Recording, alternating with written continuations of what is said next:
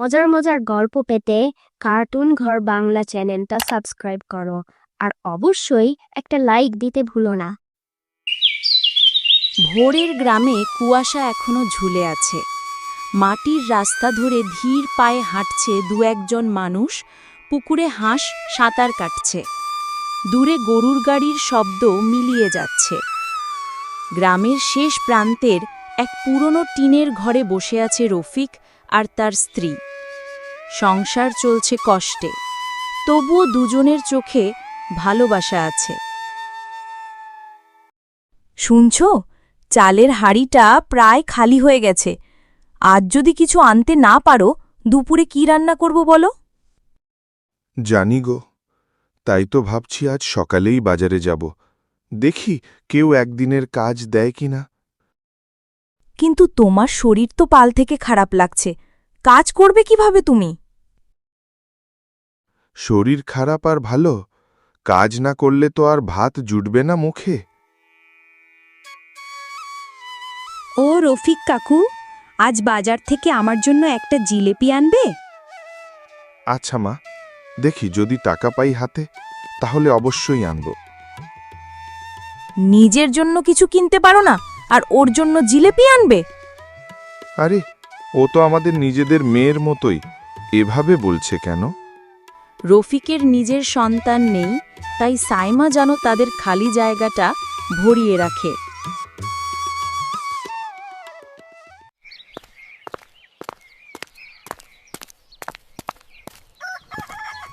গ্রামের কেন্দ্রের হাকিমের চায়ের দোকান, যেখানে সকাল থেকে দুপুর পর্যন্ত মানুষের আড্ডা, হাসি ঠাট্টা আর খবরের গল্পে সরগরম থাকে।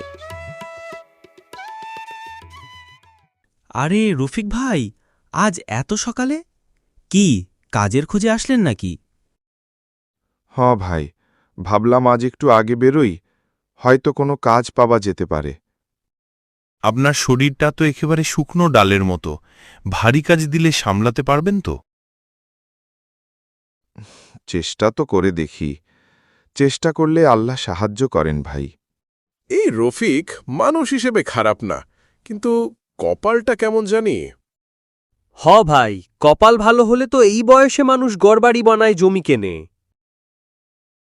কার কপালে কি লেখা আছে সেটা আমরা জানি না। আমি আমার এটুকু নিয়ে ভালোই আছি ভাই।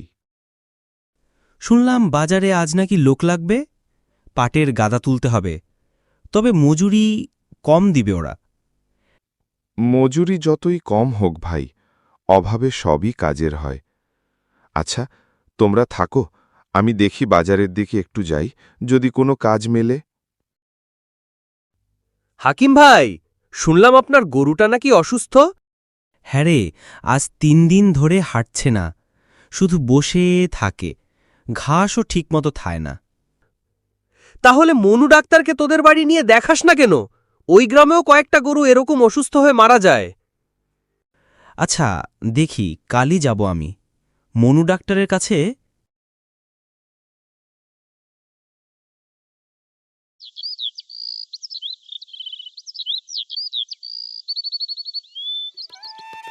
সেদিন রাতে কাজ না পেয়ে মন খারাপ করে রফিক উঠানে বসে থাকে। আকাশে চাঁদের আলো, ঠান্ডা হাওয়া বইছে। হঠাৎ কেমন এক অদ্ভুত শীতলতা নেমে আসে। তারপর দেখা দেয় এক বুড়ি মহিলা, কিন্তু তার পা মাটিতে নেই। কে আপনি? ভয় পেও না বাবা, আমাকে। আমি ভালো ভূত। আমি কষ্টে থাকা মানুষদের সাহায্য করি। আমি তোমার কষ্ট অনেক দিন ধরে দেখছি। আপনি কি আমায় সাহায্য করবেন? হ্যাঁ, এই নাও জাদুর কোদাল। এটা দিয়ে তুমি যে কোনো জমি খুঁড়লে অনেক ফসল পাবে। সোনা, রূপা, যা দরকার তাই বের হবে।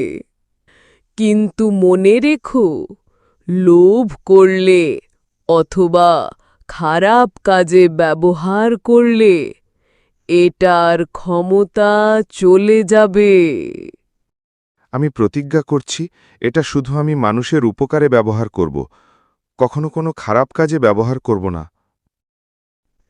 যাও, কাল থেকে তুমি কাজ শুরু করো। কথা বলে বৃদ্ধ ভূতটি আস্তে আস্তে চলে যায়, আর রফিকের মনে একটু আশার আলো বাঁধে।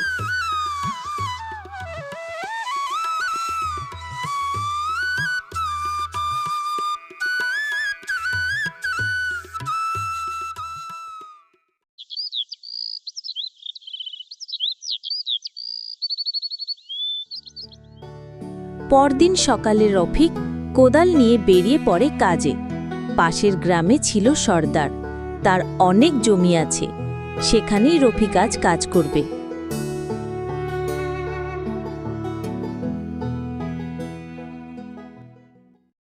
ভাই, আপনার শরীর তো একেবারে দুর্বল, ঠিকমতো কাজ করতে পারবেন তো? চেষ্টা করব সাহেব।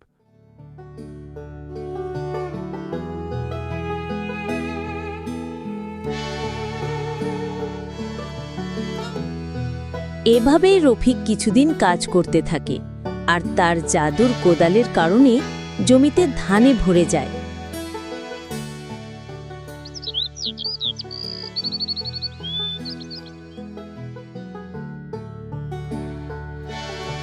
একদিন সকালে রফিক কাজ করছে জমিতে, তখন সেই সময় জমির মালিক এসে তার জমি দেখে অবাক হয়ে যায় আর বলে, এ তো জাদু দেখছি আমি, এত ধান আমি আর কোনোদিন দেখিনি। কিভাবে করলে তুমি এসব? সব আল্লাহর রহমত ভাই। চারিদিকে খবর ছড়িয়ে পড়ে, রফিক কাজ করলে জমিতে ভরে যায় ফলনে।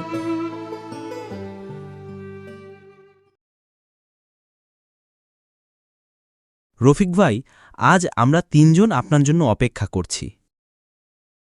আমারও বাড়ির পাশের জমিটাতে একটু পানি দিয়ে আসবেন।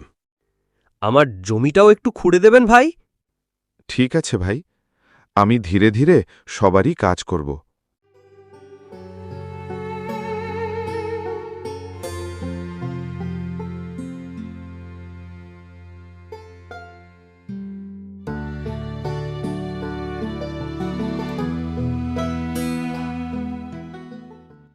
ও রফিক, আসছো তুমি? শোনো, ওই আলীর জমিতে একটু খুঁড়তে হবে তোমায়। ওখানে অনেক সোনারূপা আছে, তুমি অর্ধেক আর আমাকে দেবে অর্ধেক। না মহাজন, দুঃখিত, আমি এই কোদাল দিয়ে খারাপ কাজ করতে পারব না। এই কোদাল আমি শুধু মানুষের উপকারে ব্যবহার করি। তুমি পারবে না? আচ্ছা ঠিক আছে, আমিও দেখে নেব।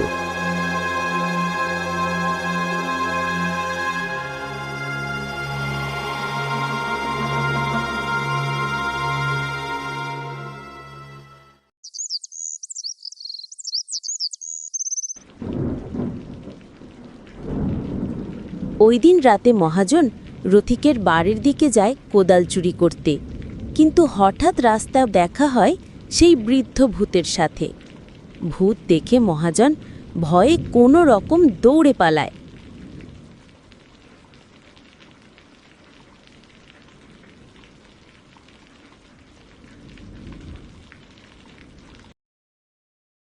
শুনছো, আজ সাইমার জন্য নতুন জামা কিনে আনবে কিন্তু। হ্যাঁ, ঠিক আছে গো, আজ আর আমাদের অভাব নেই। অবশ্যই আমি সাইমার জন্য একটি জামা আনব।